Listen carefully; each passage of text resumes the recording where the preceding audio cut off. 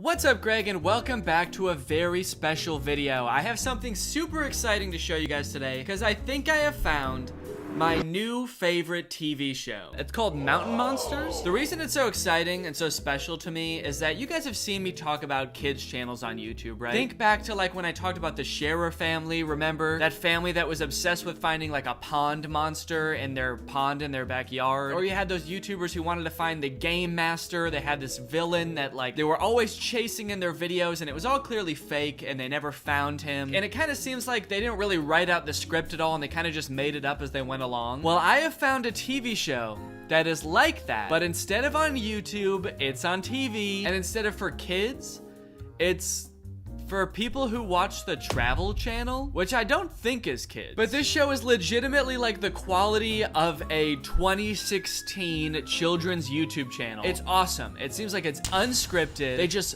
dick around in the woods. I love it. I have not watched an entire episode of it yet, but I've watched a lot of clips of it on YouTube, and it is my new favorite show. I'll show you one of my favorite clips of it right now. It's called Buck, Huckleberry, and Jeff Are Kidnapped.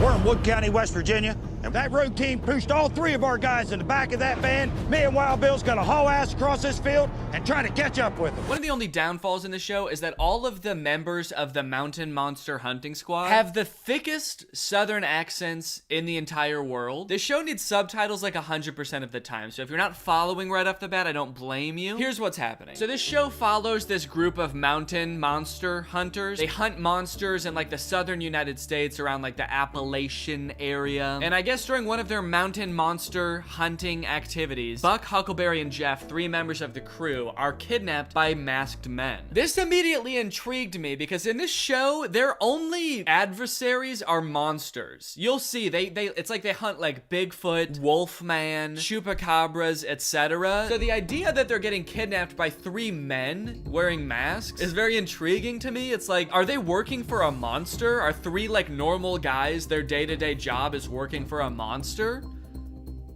Does it pay them? But nevertheless, these three get kidnapped. The other two members of the crew are there looking, watching it happen, and they go off chasing them. Now you can have your camera back.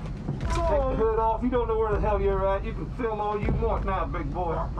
Say cheese. The van stops. A guy gets out and comes back and gives us our camera. Super nice of them to give them their camera back and to let their entire camera crew actually come with while they're being kidnapped. Very generous. Kidnappers don't usually let them do that. Say cheese. Also, in this moment, I feel like we should be worried for these three guys' safety. They're being kidnapped. They're taken somewhere they don't know where they are. They're probably gonna get eaten by a monster. But then they start showing clips of like confessional footage of them talking about what was happening that was clearly taken after this whole thing subsides. So I'm no longer worried about them at all. Obviously, they're all safe after this. All right, Jeffrey. Yeah, I'm doing fine. Keep the fucking talking to a minimum. Jesus, dude, they switched up so fast. They were like, go ahead and record. Yeah, film as much as you want. Here's your camera even. And we'll smile and say hi to your camera. And then they're just like talking and back about how scared they are. And the guy's like, shut the fuck up. Keep it down back there. Keep the talking to a minimum, all right? And keep the filming to a maximum. You guys are gonna want to get this on camera, buddy. Maybe they don't want them talking because it's gonna ruin the footage. They know how good this is gonna be for the show. And they're like, shut the fuck up. You're gonna ruin it. We're the producers of the show. Shh, we're gonna make great TV together. Me and Brother Willy, we're recon around this cabin. We're gonna get up there and put an eyeball on it, see what the hell is going on with our team members.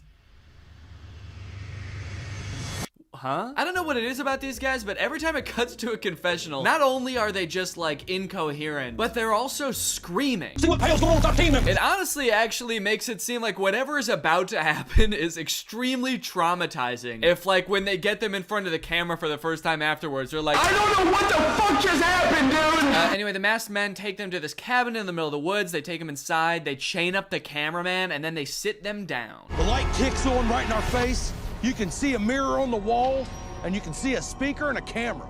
I've never seen a place like this, but it looks like an interrogation room. A mirror, a speaker, and a camera? I've never seen a room like this in my goddamn life. That's the scariest, most nonsensical combination of things I can think of, dude. A room has no right having all three of those things. Actually, I hate to admit it, but the room I'm sitting in right now actually does have all three of those things. A camera, a speaker, and then there's a mirror over there. Because I'm a monster. I've never seen a place like this, but it looks like an interrogation room. You've never seen a place like this? There's literally episodes of this show where you guys like fight Bigfoot and you're thrown for a loop by a room with a camera and a speaker and a mirror. This whole situation is weird. I mean, yeah, man, I agree. Hello?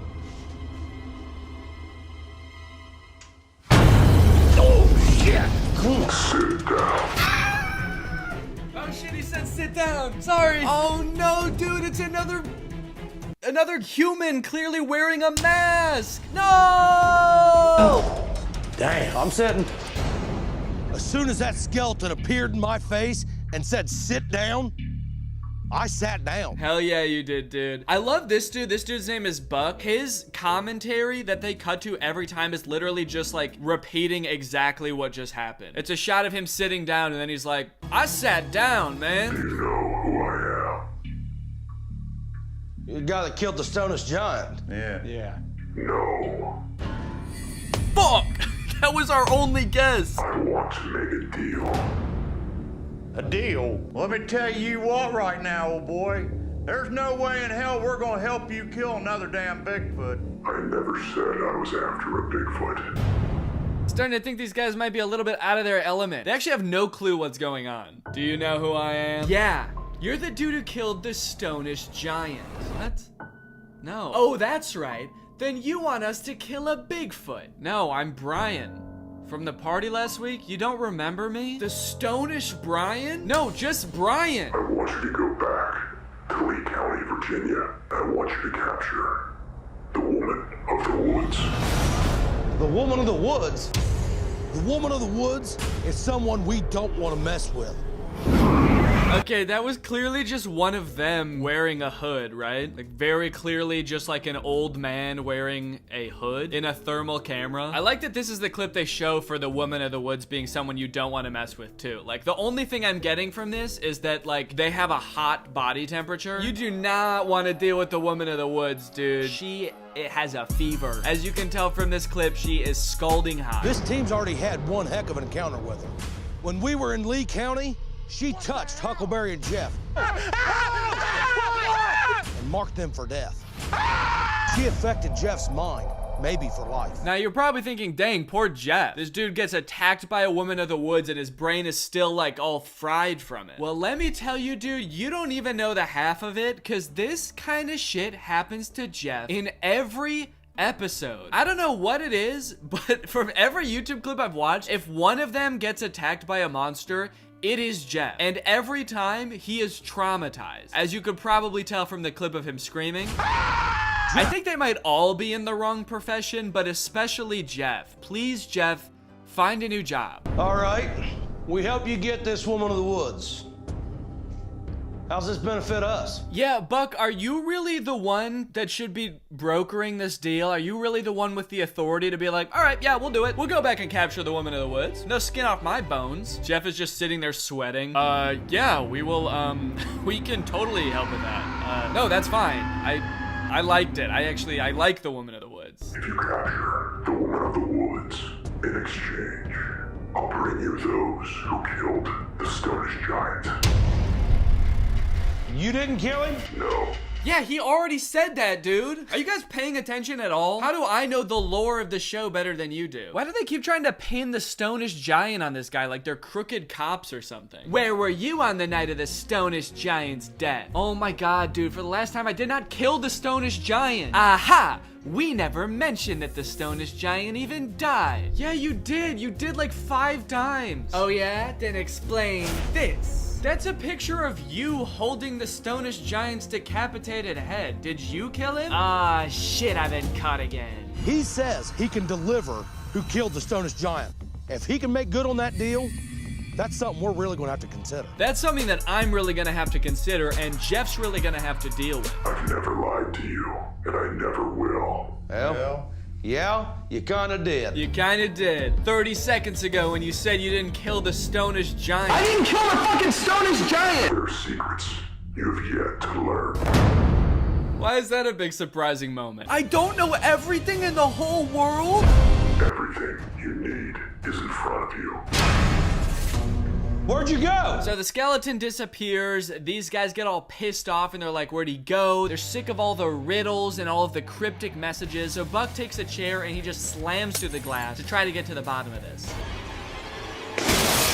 And let me tell you, nothing will prepare you for what they find on the other side of this glass. Damn. Oh my God. Holy shit.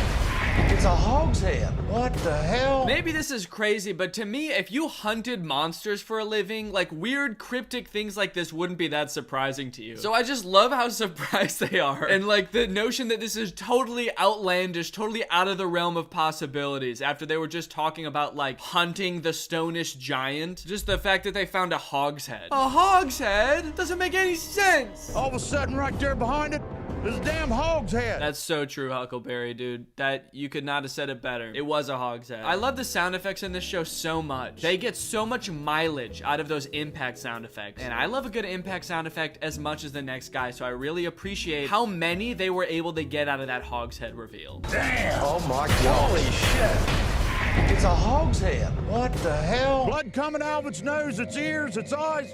What the hell does that mean? I don't know, man. Don't ask me. They go up to the hog's head. Did you kill the Stonish giant? Then the other two members of the gang show up and they make their way into the back room to get a closer look at the hog's head. Holy shit. I'm telling you guys, there was someone in here.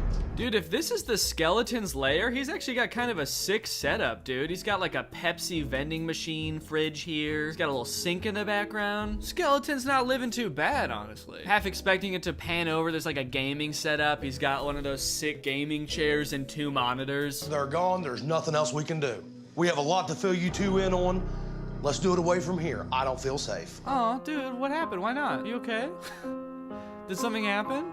I don't get it. Now, you might not have realized it, but each one of the members of the team actually has specific roles on the team, as you can see in the, like, opening of the show. You got Trapper, the team leader. You got Buck, the expert caller. He might not be an expert himself, but he will definitely call one for you. You got Huckleberry, security. Can't believe that motherfucker was security the whole time, dude. What did he do to prevent them from getting kidnapped? He was sitting there with them chained up, just being like, I just gotta keep my eyes peeled in case anything funny happens. Good thing this is all very ordinary to me. Then you've got Jeff, the researcher. He's always researching different monsters, different ways of kind of healing from the trauma that his adventures have put him through. Willy, the trap builder, and of course, Wild Bill, the expert tracker. He's gonna track down the experts and then Buck's gonna call him over. Now you probably want to see them actually getting into action, you know, hunting a real monster. Because in that first clip, they were kind of honestly being hunted. So you want to see them in their element, going to investigate some kind of supernatural monster sighting. Which brings us to this clip, Fanged Creature attacks the Ames team. All right, guys, the next creature we're going to investigate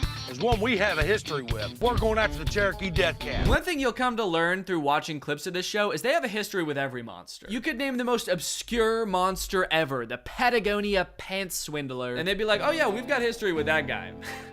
Yeah, Buck actually dated him in college, right, Buck? Yeah, you do not want to mess with him, man.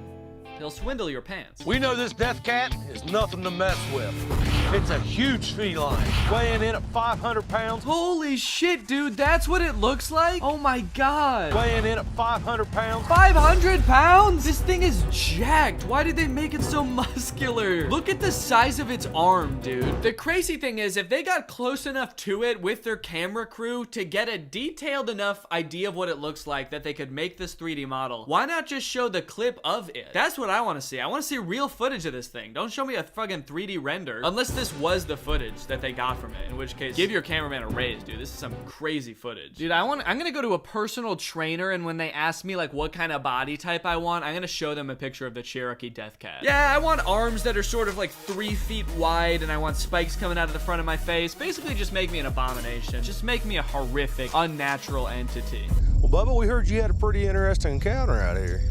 Well, yeah, we did. So when we're coming out of the woods, I was along about that tree right back there, and Dad was in front of me on that little bank, and he just stopped dead. And he said, did you see that? And I said, see what, Dad? And he said, that big cat. And he said, son, that cat was 8 or 9 foot long. Said it was huge. Dad, go on. 8 or 9 feet, man. Dude, if that cat they showed was 9 feet long, that's so big. I'm sorry, Buck, Huckleberry, and Jeff. You do not stand a chance. What are you gonna do? A 500-pound, 9-foot-long demonic lion? What is your plan? This dude, Huckleberry, is not enough security for you guys. You're gonna need more than Huckleberry to protect you from a 9-foot-long lion. And Dad said leapt through the air and hit right there on that bare spot on that tree. Okay, so the story is that this lion jumped from this log all the way over to that tree, somehow landed in this tree without snapping it in half, first of all. And his dad saw it and he didn't?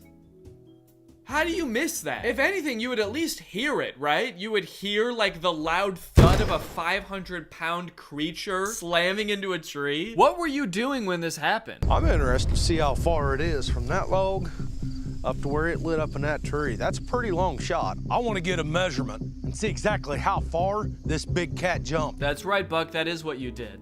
Good memory, man. These big predator cats, they don't fool around. This thing could be on top of you before you blink your eyes, and you're done. Something big's been through here. What's your solution to that? He was like, man, this thing could snap my neck from behind and I would never even know it was there. Well, anyway, let's go. So their plan right now seems like just to walk into the woods with hunting rifles, and that's their whole plan. I'm kind of 50-50 on if bullets would even have any effect on that monstrosity, but if it did, imagine them finding this like one-of-a-kind, once-in-a-lifetime species that no one's ever seen before, and they just fucking kill it. They find out it's actually a completely peaceful creature, like it didn't even want to kill them, and they're still like, get it! Check this out. There's a pee post.